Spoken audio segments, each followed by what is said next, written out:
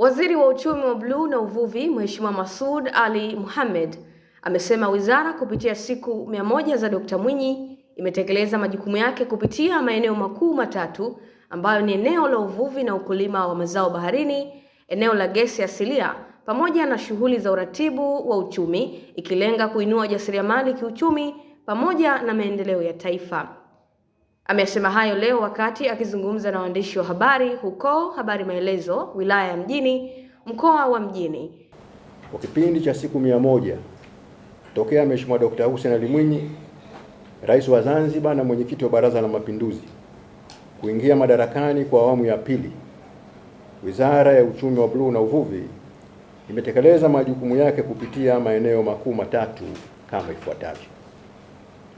Moja ni katika eneo la uvuvi na ukulima wa mazao ya baharini, mbili ni katika eneo la mafuta na gesi asilia, na tatu ni katika shughuli za uratibu wa shughuli za uchumi.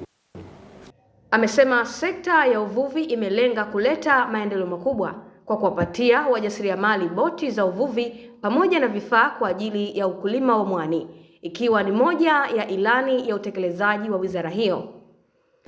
Kwa uwezeshwaji uliofanywa na serikali kupitia Wizara ya Uchumi wa Bluu na Uvuvi kwa kuwapatia wajasiriamali wa sekta hii vifaa vya kufanyia kazi kama vile boti za uvuvi na pia ukulima wa mwani, zikiwa na vifaa vyake vyote, umewezesha kuongeza uvunaji wa samaki, kuongezeka uzalishaji wa mwani na mazao mengine ya baharini kwa kiwango kikubwa.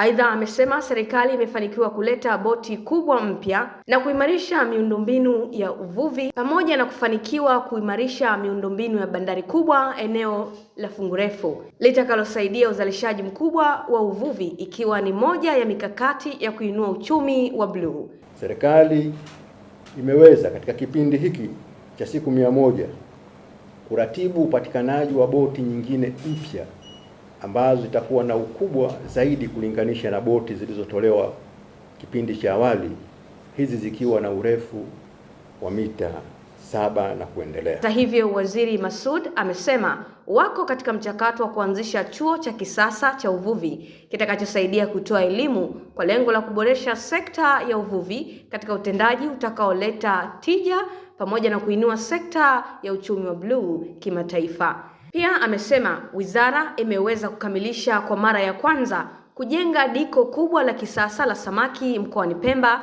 na kuzindua rasmi linaloweza kuhudumia vyombo 250 pamoja na wananchi 10,000 kwa siku moja.